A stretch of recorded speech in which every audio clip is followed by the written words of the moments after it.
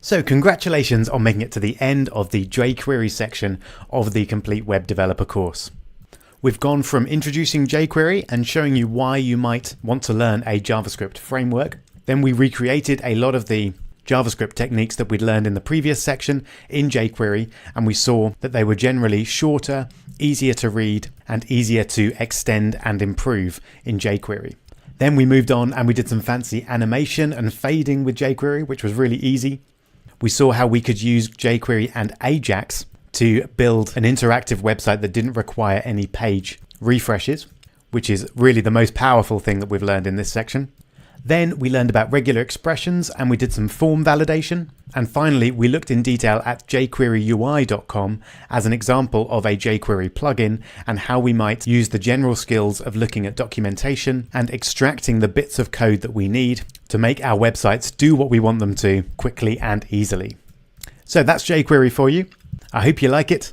And now I'm going to give you an opportunity to practice what you've learned by building a project which I call Code Player. Now, if you remember back to the beginning of the course, I talked about how you might want to share the code that you're writing with others, either to get feedback or bug fixes, or to just share a good technique.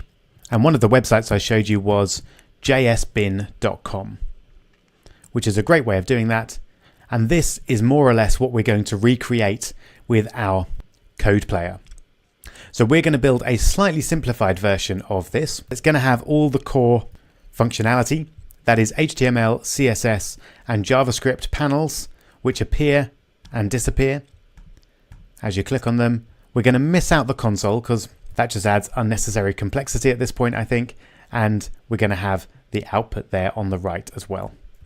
So let me show you the final version of what we're going to produce, and then you can have a go at producing it yourself. So you can see the design of my version is pretty similar to JSBin. I've simplified it and I've renamed it to Code Player, but other than that, we've got the core toggle buttons at the top and then the two content frames here as well. And the toggle buttons, of course, work really well. We can switch off HTML, switch off CSS, and also JavaScript. So we've got all four happening at once here. And just like with JSBin, as soon as I change anything here,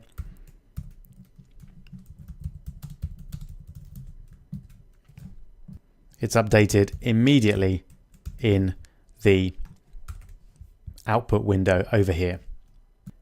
Exactly the same with styles and JavaScript. There we go. So that's basically it. As always, there's a couple of things that we haven't seen before, but they're pretty minor and you should be able to Google to get the answers. So have a go at it. Best of luck. Hope you managed to come up with something pretty close to this. But of course, as always, I'll show you how I solve the problems after the pause. Good luck.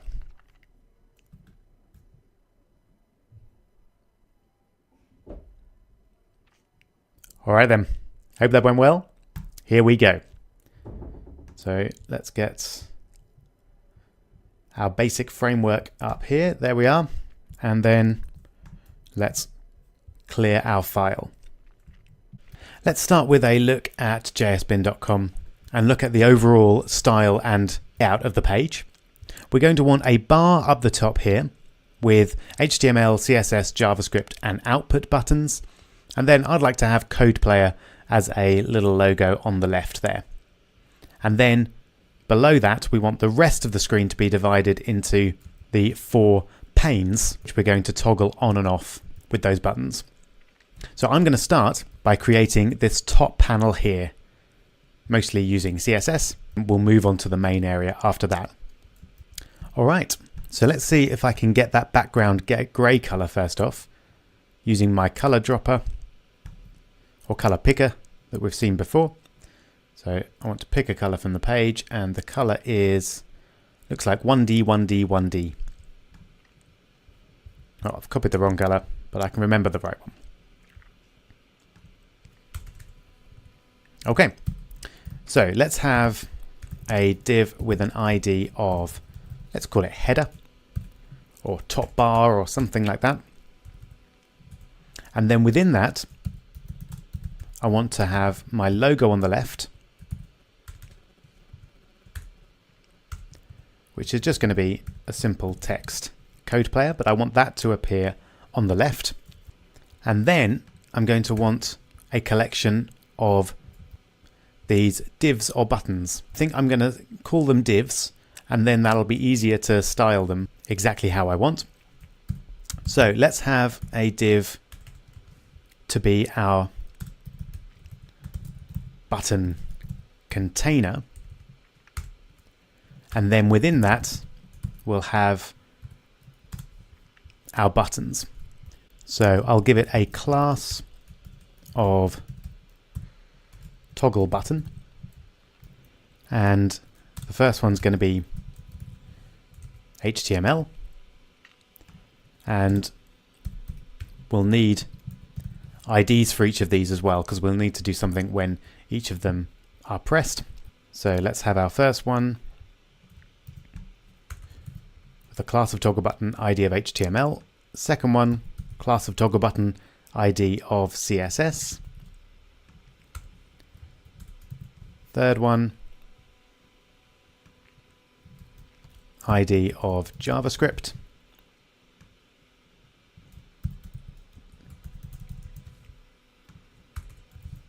And the fourth one with an ID of output.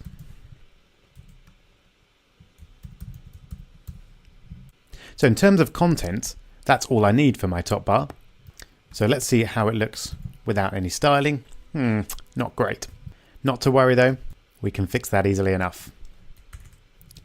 So first off, let's add our necessary styles. I'm going to change the body font to just a simple sans serif. Great. And then let's work our way down our HTML elements, applying our styles to them. So our header div, we want to have a width of 100%, a background color of, do you remember what it was? I think it was 1D, 1D, 1D. Let's just have a look. Nope, it definitely wasn't that. So I think we'll need to pull out the whole width to get what we need. There we go. All ease by the looks of it.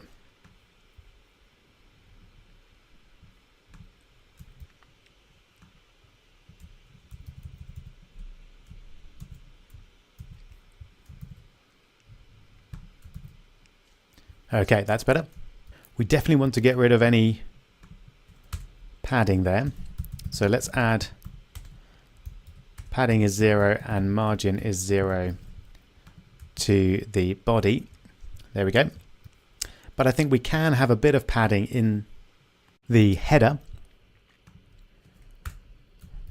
So let's start with a padding of 5 pixels.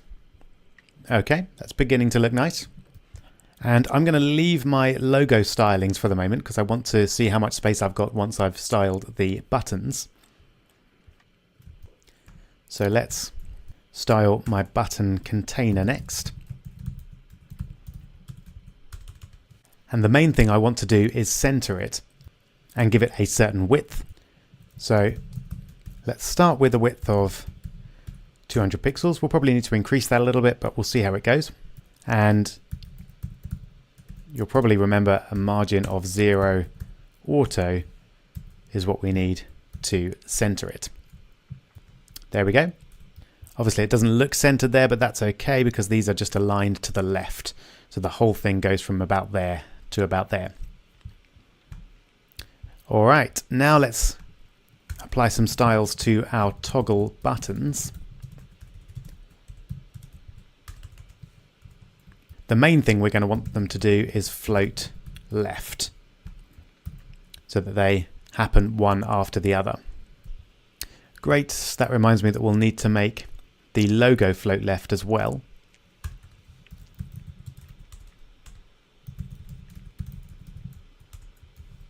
so that everything is in line. And that means we're going to need a height for our header.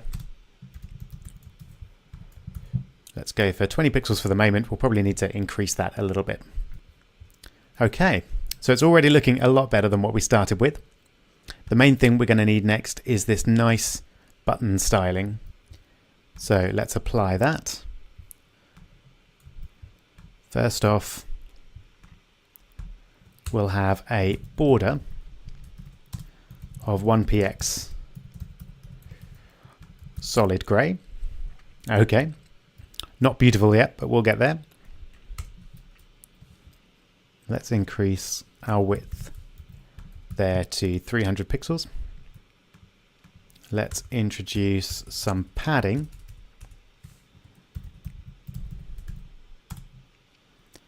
So let's try 4 pixels, see how that looks. Okay, not bad. Now you can see that we've got a kind of double border there because we've got the left border and the right borders together. And that's one thing that we don't want. So let's fix that by setting the border right to be none. And that then fixes that problem whilst introducing another problem that we don't have one on the right. But that's okay, we can fix that easy enough.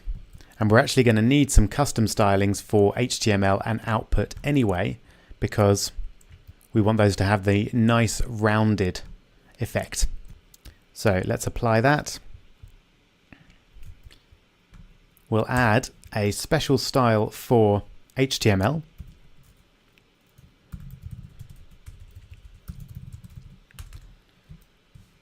So we want a border top left radius of, let's try 4 pixels, and a border bottom left radius of 4 pixels as well. Lovely. And then similarly for output,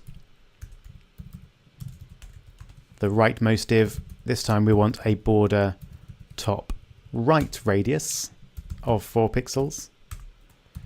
We want a border bottom right radius of 4 pixels, and we want a border right of 1px solid grey. Beautiful. Okay, I'm pretty happy with that. I think I want the text there to be a little bit smaller. So let's try setting the font size to 90%. Yep, I like that. And a little bit more padding. Great. Okay, you can spend a lot longer styling those as you wish, but I think that's good enough. Now that I've got these set up, I can change the width of my button container so it's correctly centered. So let's just experiment a little bit. Let's reduce it to 200 pixels. So that's too small. 230, still too small. 250 is big enough. So we essentially want to make this as small as we can without doubling up any of our rows. And then it will be correctly centered. There we go. So 233 is what we want. Great. So now our buttons look good. Obviously the header bar is not quite as high as I'd like. We could fix that with a height, I mean. So let's experiment with that. 30 pixels. That looks actually pretty bang on. That'll do. So now let's just change the logo to have a font weight of bold, and let's try a font size of 120%. See how that looks. I think that's fine. We'll then give it a little bit of padding to move it around. So let's try 3 pixels at the top and 5 pixels left and right. I think that looks pretty good. Obviously it's not great styling, but it does the job. Alright, so now we're more or less done with our top bar in terms of its layout and stylings. The next thing I'm going to look at is setting up the jQuery to apply the necessary effects in terms of the hovering and whether each item is selected. So let's set up the hovering first of all. We're going to do that with a bit of jQuery, and we want to apply our jQuery to all the toggle buttons. So we use the dot or period for our class selector, and we want to select toggle button. And you may remember the jQuery command hover, which is perfect for what we want here. And what we want to do is when the user hovers over one of these, we want to turn the background slightly darker. So we want to apply it to the one that the user is hovering over, and we do that using this, as we saw a few videos ago. And we want to set the background color to, let's just try grey, see how that looks. Alright, that hasn't done anything. Not to panic. Let's inspect and see if we've got a problem in our jQuery somewhere. Ah yes, in fact my jQuery is completely wrong, isn't it? I've forgotten to say that we're defining a function here, and then we need to finish off our function down there. Alright, let's try that again. Okay, that's better. So that works really well. One problem obviously that we've got here is that we're making the background color grey, but then we're not changing it back to what it was when the hover stops. That's not something we've seen how to do before, but it would be surprising if there wasn't something built into the jQuery hover function that could cope with that. So I'm just going to Google jQuery hover, and let's have a look at the documentation and see if there's an easy way to deal with that. Aha, so it's looking like we've got a handler in and a handler out. So it is perfect for what we need. Bind two handlers to the matched elements to be executed when the mouse pointer enters and leaves the elements. So let's have a look at that example there. So it looks like all we need to do is add two functions. The first one will happen on the hover, and then the second one will happen when the user stops hovering. So that should be simple enough. So there's our first function. So we want to add the second one right after that. And that's going to do something very similar. So it's just going to take the CSS of this, so that is the element that's been hovered over, and set the background color back to the big string of E's that it was before. Okay, let's have a look. Much better. Great. Finally here, we need to have our buttons go blue when they are selected. And we want to have initially HTML and output selected. So the way I'm going to deal with that is have a class known as, or that I will call active. And we'll apply the active class when the user has selected to view whichever button we're talking about. So initially we want HTML and output to be active, but the others not. So let's decide our stylings. Oops. Actually, all we want is for the background color to be that nice shade of blue. So I'm going to have problems getting that with my color picker because it's going to overwrite it, I suspect. But I think it's the same as this shade of blue here. So I'm just going to use that shade of blue. Let's have a look. So we want to set the background color of anything with an active class to that blue. Wonderful. And finally, I want to make it so that when the user clicks on one of these, it becomes blue, or stops being blue if it was already blue. And I'm actually wondering if there might be a better way to do that. You'll notice that when we remove our hover, we lose the blue, which makes sense because we've set the background color back to the string of ease, which is the light gray. So actually, would it be better to have a class for this, essentially a highlighted class, and then toggle that class on the hover? Let's have a look. So we'll call it highlighted button, and all it is it's going to have a background color of gray, and then when we hover over, we want to add the class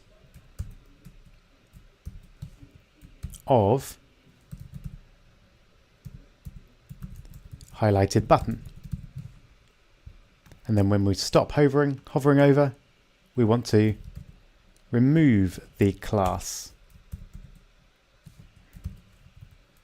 of highlighted button.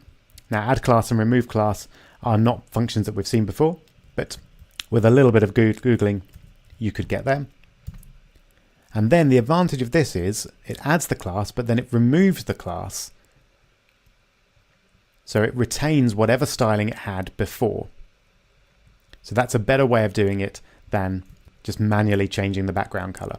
It also does a better job of keeping our styles and our code separate, so we don't have any hard-coded colors in our JavaScript.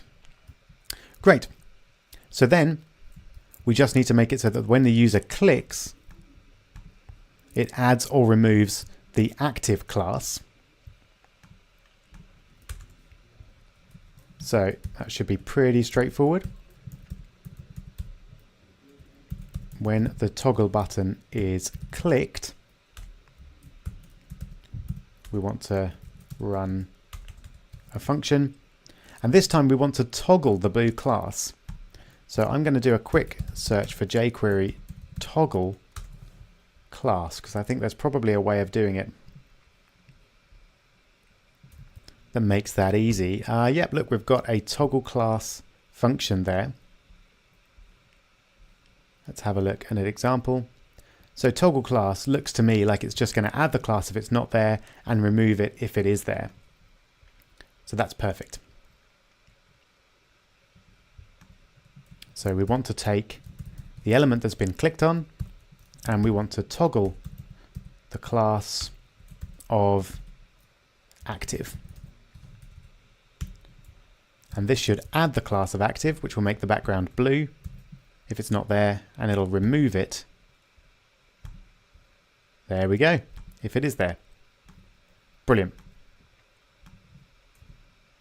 The only slightly odd behavior there is that when we initially click, we've still got that background color of gray, so we don't see that it's been selected until we remove the mouse pointer. So to get around that, I'm just going to remove the highlighted button class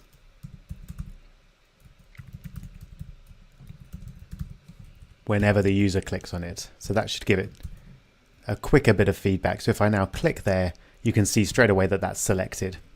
If I click again, you can see straight away that it's not selected. Great. So now we've got our buttons behaving in the way we want to. Now the real challenge comes. We need to actually make the main content of the page. Let's start off by getting our HTML and output looking right and working correctly. Then we'll add in our CSS and JavaScript. So I'm going to make the HTML a text area and the output a div. So let's make that happen.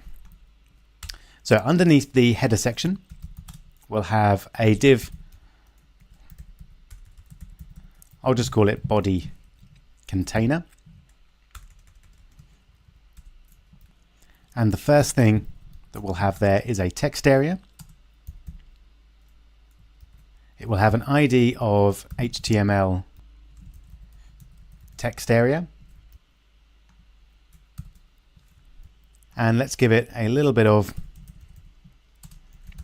initial content. Hello world.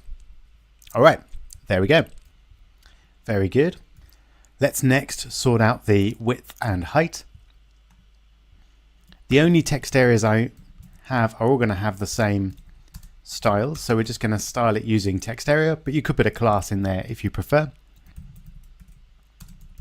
And we want a width of initially 50% and a height of 100%. Let's have a look at that. Now that looks pretty good, but if we scroll down, you can see we've actually got a little bit more text area than we want. And that's because it's setting the height of the text area to the whole height of the page, which is not what we want. So as always, there's a number of ways to fix that. But as we're in a jQuery section, let's figure it out with jQuery. What we really want is the height of this text area to be equal to the height of the user's page minus the height at the top here. So what we don't know how to do there is get the page height. So let's have a quick Google. I'm sure there's a way to do it. Okay, so dot height we're aware of. Aha! Looks like that second one is actually what we want. So window height. So string and then window selects the window. Do we want the window height or the document height though?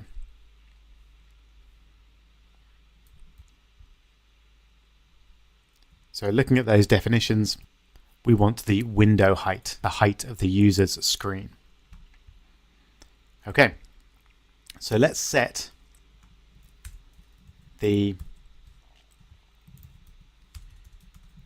text area height to be equal to the window height minus the height of the header. So that is header dot height. So we're setting the text area height to be equal to the height of the window minus the height of the header. Let's just have a look, and we'll just get rid of the CSS height command so we can see clearly what's going on. And you may have noticed I've forgotten my parentheses after height there. Okay, that's still a little bit large. I suspect that's down to some padding, so I'm going to subtract. Let's try an extra 10 pixels and see how that looks. Extra 15, that looks just about right. We also don't want this to be resizable, so let's see if there's an easy way to make text areas not resizable. There we go. Again, this is something we haven't done before, so we'll do a quick Google to find out how to do it. There we go. How to disable resizable property of text area. That looks very promising. Let's have a look. Resize is none. Okay, that should do it. So let's have a look. Excellent. So now no longer resizable. Wonderful. So now let's just add in our output. And actually, thinking about it, I think making it an iframe will be a lot easier because we want to be able to process code in this iframe. And that's a lot easier to do in an iframe than a div. So let's have an iframe with an ID of output. And just thinking about it there, I would like to have the same word after each of these, so after HTML, CSS and JavaScript, so that it's easy when someone clicks on them to find the corresponding element down here. So I think I'm going to change text area there to panel, just so that I can use the same word for all of them when I need to display or hide them later on. Okay, and let's just have a look at that. All right, it's sort of in the right place, but we've got a little bit of work there. So let's have a panel class for each of those. I think the only thing we'll need for all of them is a float left, and actually that width being 50% could be in the panel class as well. Now that makes the iframe disappear completely, or does it? It's actually gone underneath because it's slightly too wide now, and that's because, remember, the width being 50%, a little bit of padding is added on to that, and similarly with the iframe. So the total width here is slightly more than 100%, which is why the iframe goes below the text area. So again, a number of ways to fix that, but I'm going to do it with jQuery, just like we did down here. So this time we're going to take our panel class and apply the width, or we're going to change the width of it to the window width. This time we don't want to get rid of a header, but we do want to divide it by 2. And then we want to subtract a certain number from that, which will be equal to our padding. There we go. So that looks a lot better. Let's just reduce that number as much as we can. I think that looks fine. And similarly, we can actually change the text area there to panel, because we want to change the iframe height as well. So that will then stretch the iframe all the way down to the bottom. The iframe, however, I don't think we need a border on at all. So let's remove that.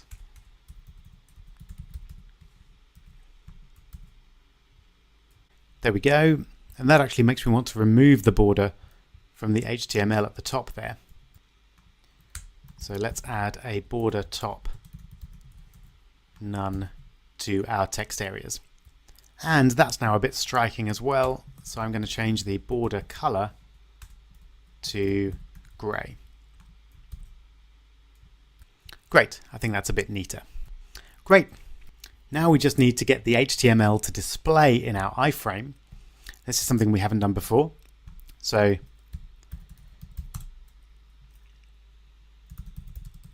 let's try something like iframe change HTML content. This looks good. We've changed the URL before, but we haven't changed the contents.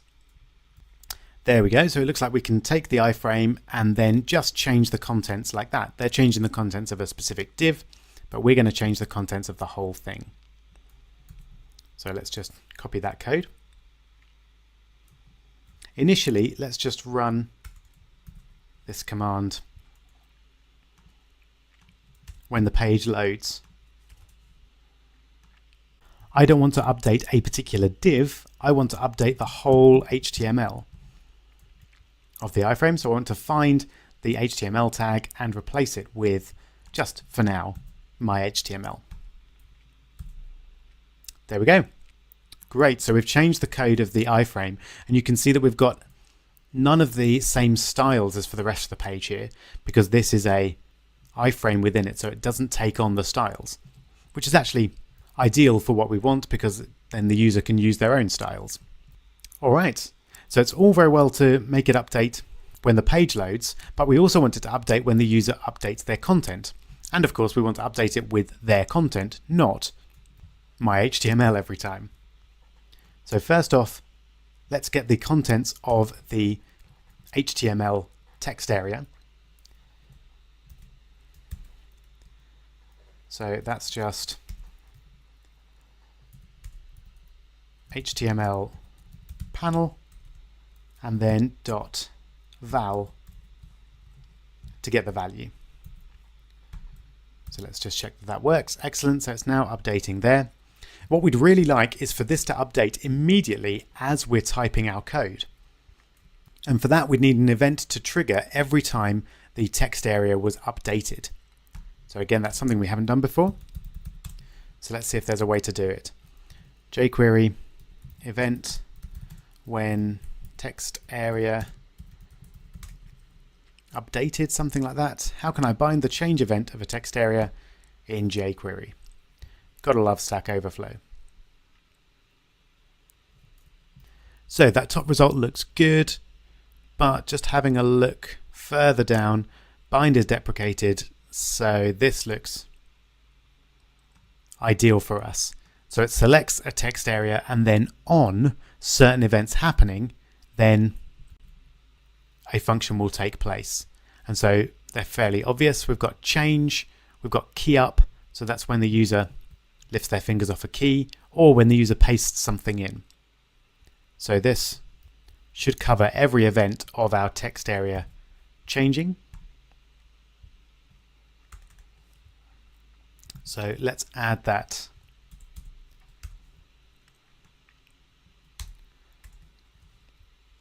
code in so we can select all of our text areas even though we've only got one, and when that happens we want this to update. Let's have a look.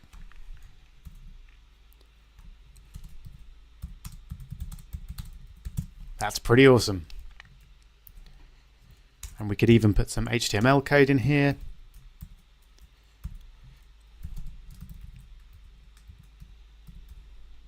And it will apply that immediately. So this is pretty powerful, being able to do something as soon as the user changes the contents of a text area, or that would work just as well with an input as well. Great, so we're making pretty good progress. All we've got left to do is to bring in the CSS and JavaScript panels. So let's add them in as text areas.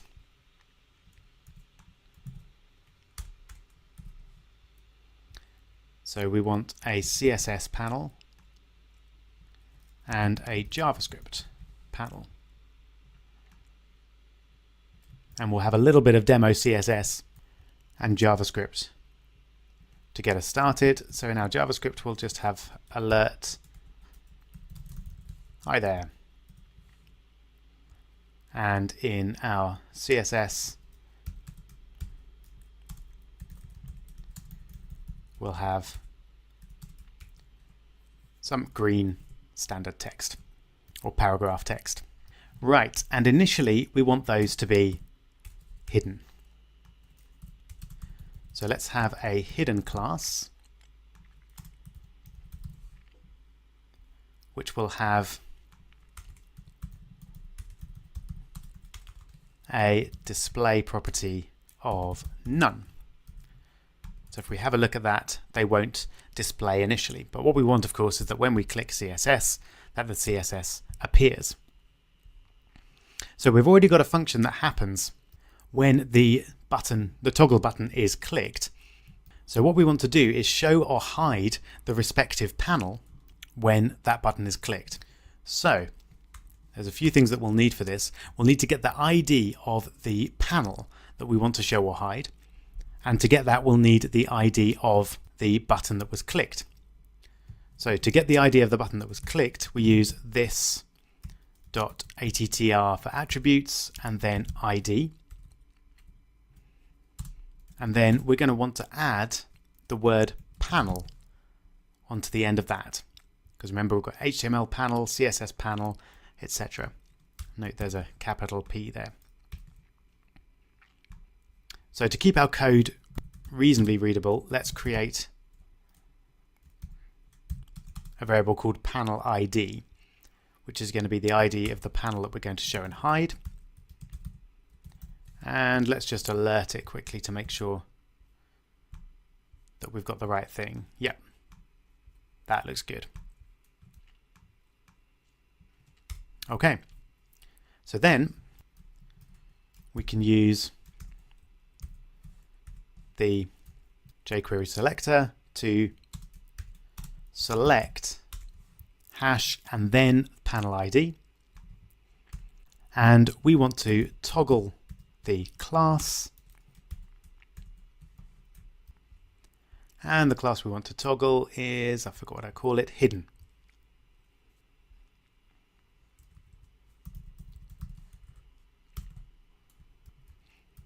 There we go. So let's have a look. If we now click HTML, you can see the HTML disappears and then it comes back. Wonderful. Incidentally, there is actually a jQuery function called toggle, which just displays or hides an element. So that's a little bit neater than toggle class in this case, because you don't actually need the class because the command is built into jQuery. Now you might be anticipating a problem we're going to have though. If we try and bring in the CSS panel, then that works great, but what it doesn't do is change our widths. Obviously, if we've got 3 panels, each of which have a width of 50%, that's going to go over the top width allowed on our page. So we're going to need to make the panels narrower the more we have of them. Fortunately, we have some code to do that, and that's this command here. So this changes the panel width. The problem is we're going to have to work out how many panels are being displayed at any one time. Now we could do that with a variable and then keep track of it and add one to it and subtract one to it each time an item is toggled, but I think there's a slightly neater way to do it. And that is if we could find a way in jQuery to count the number of elements with a certain class, that would give us the answer that we needed. So if we make that class hidden and go back from toggle to toggle class, so it was useful after all, then we could count the number that are hidden and subtract that from 4 to get the number that are active. So let's see if we can find a way to do that. jQuery count elements with a certain class. Counting elements by class. That looks good. And there we go. Once again, we see how easy and obvious jQuery is. We just use something like that. So we select the class that we want, and then we look for the length of that variable, and that will tell us the number of items with that class. So let's create another variable called number of active panels, and that's going to be equal to 4, which is our maximum possible, take away the number of inactive panels, which is the panels with the hidden class. And then instead of dividing by 2, we're going to divide by the number of active panels. So that should divide by 2 initially, and then 3 if we have 3, 4 if we have all 4. Let's take a look. Excellent. So now it's dividing it into 3 panels, add in JavaScript, and we get all 4. Fabulous. I hope you followed that bit. There was some quite complicated code there. Feel free to rewind the video and just watch that bit again if it was a little bit unclear. Okay, we can now see that we've got some slight issues with our borders there. So I'm just going to change panels to have a left border of none.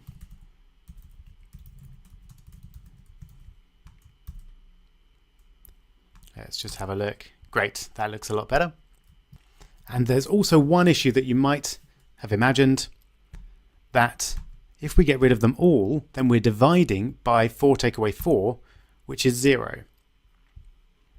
Fortunately, this doesn't cause us a major problem because it means the JavaScript won't do anything here, but we don't need it to resize the width anyway because we've hidden everything.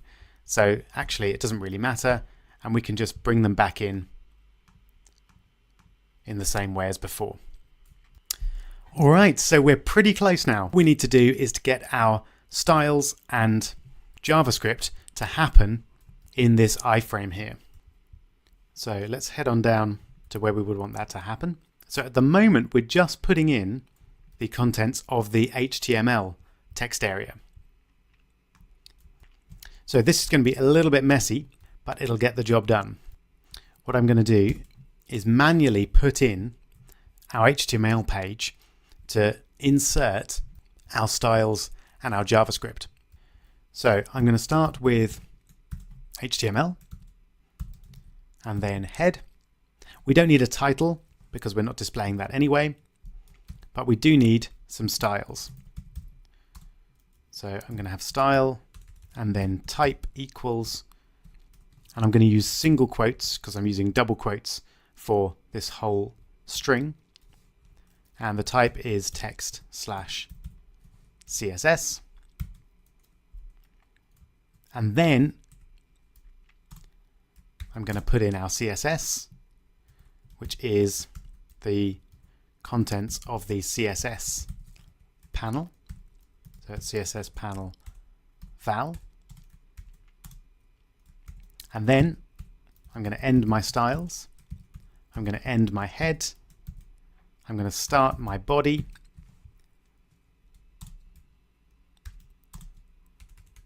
Then I'm going to have my HTML.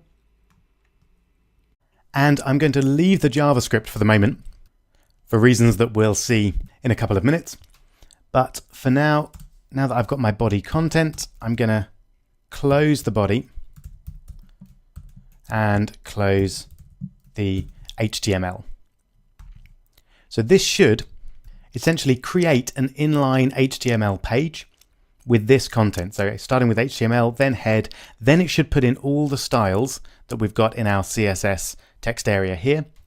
Then it closes the styles, closes the head, starts the body, puts the HTML panel content in, and then closes the body and closes HTML. So it will create a kind of full HTML page with the content and styling there. Let's not forget the close parenthesis there. And now we should find then that the HTML of the contents of our iframe should be updated to a full HTML file, essentially, with HTML and then a header with the style and then the styles of the CSS panel inserted there. Close the style, close the head, and start the body. Then put the HTML panel contents in there, and then close the body, close the HTML. So just to check that that is happening, let's update the HTML panel contents to contain a paragraph tag. Otherwise, the styles won't be applied to them. There we go. And now let's have a look. So we should now find when we update this, there we go. Now the styles are being applied as well as the content. Great. We want that, of course, to happen on page load as well. So one solution to do that would be to copy our iframe code and replace the update that we had at the beginning with that. But as we've seen, we don't like having two chunks of code that are exactly the same. So what I'm going to do is create a function called update output. Pretty straightforward, and that will just do the updating. And then we can call that both at the start of the page, when the page is loaded, and when we have any updates. So now when we run, we should find, yep, we get the styles applied as well on the initial setup. So now all that remains is our JavaScript. And this, as you might have gathered, is going to be slightly more complicated than applying the CSS. So what we can't do is just add a script tag here. You can feel free to try it, and it might even work in some browsers, but it definitely doesn't work in the version of Chrome that I'm working with here. And that's primarily for security reasons. Running JavaScript within an iframe is not considered ideal. And in fact, if you were making this site live and allowing people to actually use it, you'd want to be very careful about what JavaScript they were allowed to run here, because there are potentially ways to start running code on your server through a site like this. If you did have a project that did something like that and you wanted to do it securely, there's plenty of help out there. Google something like run JavaScript in iframe securely or something like that. The main thing is to bear in mind that executing JavaScript that your users can edit in an iframe on your server is a little bit risky, and you should take some security precautions. All right, so first off, how do we execute this JavaScript at all? What if we just wanted to run some random JavaScript that the user has entered? This is something that we haven't done before. So let's try searching for something like run a JavaScript string. Something like that, because essentially what we've got is a string and we want to run it as JavaScript.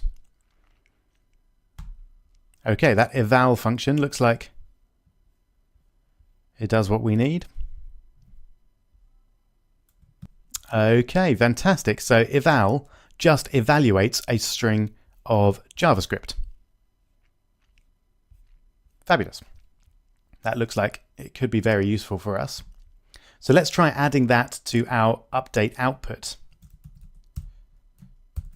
function. So we'll just eval, and the thing we want to eval is the contents of the JavaScript panel.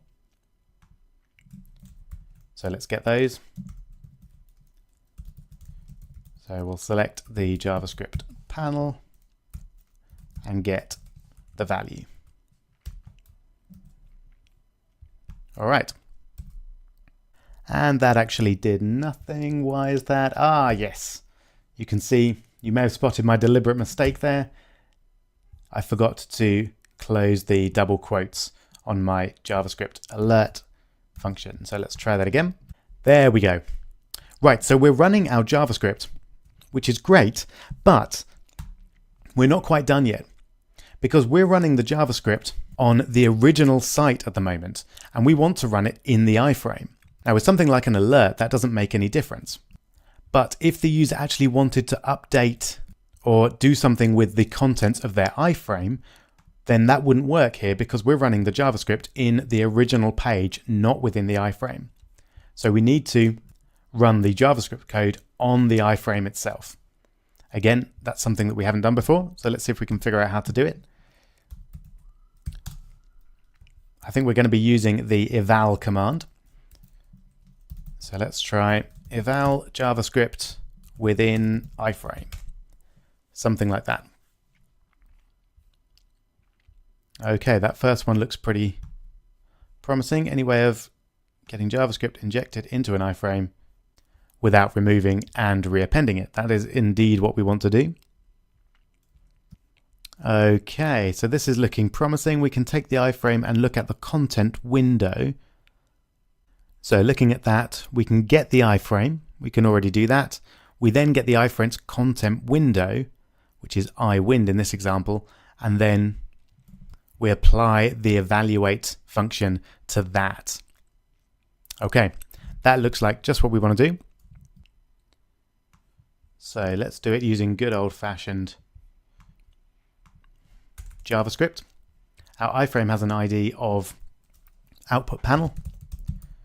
So we can use our old friend get element by ID and then a hash and output panel. And then looking over here, we want to use content window to access the content window. That's the contents of the iframe itself. And then we want to eval our code. So in fact, we can just copy this. And that will do essentially the same as what we had before, but it will evaluate the code within the iframe itself, not on the initial page. And just before we run that, you might have noticed I've made a mistake there, confusing my jQuery and JavaScript, which is very easily done, with JavaScript here. Because we're getting an element by ID, we don't need to put the hash in, we just put the ID itself in. All right, let's take a look. Hurrah! So our JavaScript is being run Would be good to have confirmation that it is indeed being run inside the iframe though. So let's just quickly do that. We could give our paragraph here an ID of paragraph, and then we could edit our JavaScript code so that it just changed the contents of the paragraph instead of alerting something. And then if that works, we know that our JavaScript is being executed inside the iframe. So let's do that. We want document.get element by ID. The ID here is paragraph. And then we want to change the inner HTML to, let's use my classic alternative, hello Rob. All right, if I've got that correct, then it should update when I refresh. It does indeed. Fantastic. So that's it. We've achieved our objective. We have a really quite nice looking site, pretty simple, but it looks good. We can toggle the HTML, CSS, JavaScript and output on and off as we want. And then as soon as we update any of these, the updates are immediately reflected in the output there.